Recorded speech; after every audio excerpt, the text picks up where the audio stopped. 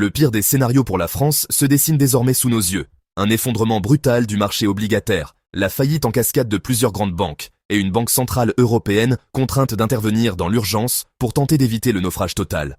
Mais cette fois, rien n'y fait. Les mécanismes de sauvetage s'épuisent, et la France s'enfonce inexorablement dans un chaos sans précédent. Depuis le coup d'État de Macron, en juin 2023 contre LFI, le pays vit sur une poudrière politique, et l'explosion était inévitable. Ceux qui se jouent aujourd'hui dépassent tous ceux que la Ve République a connus. C'est la désintégration d'un système, la chute accélérée d'une nation. La panique a commencé sur les marchés financiers. Les investisseurs, perdant toute confiance dans la capacité de la France à honorer sa dette, ont fui en masse. Les taux d'intérêt ont grimpé à des niveaux insoutenables, propulsant la dette publique dans une spirale incontrôlable. L'euro s'est effondré face au dollar, et les deux plus grandes banques françaises ont déposé le bilan en l'espace de quelques semaines, entraînant dans leur chute des milliers d'entreprises et des millions d'épargnants ruinés. Le chômage explose, les faillites se multiplient, et la consommation s'effondre. Les supermarchés vident leurs rayons, le carburant devient un luxe, et l'inflation dévore le pouvoir d'achat à une vitesse folle.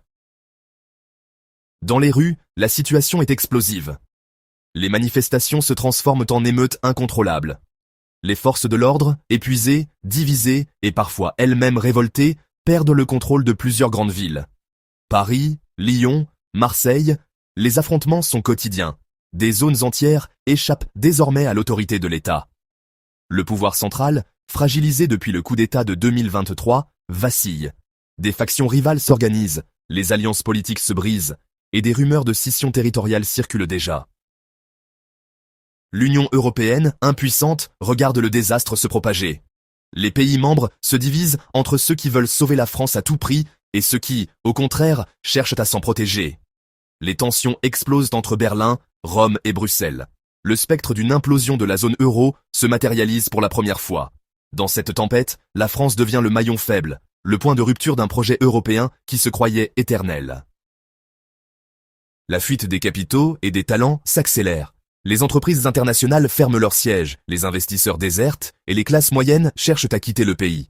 La France, autrefois un pays riche, glisse vers un déclassement irréversible. Les agences de notation la placent désormais au bord du défaut de paiement. Les rumeurs évoquent un plan secret de sortie de l'euro pour tenter de reprendre le contrôle monétaire, mais ce scénario pourrait précipiter encore plus violemment l'effondrement. Et puis, l'impensable se produit.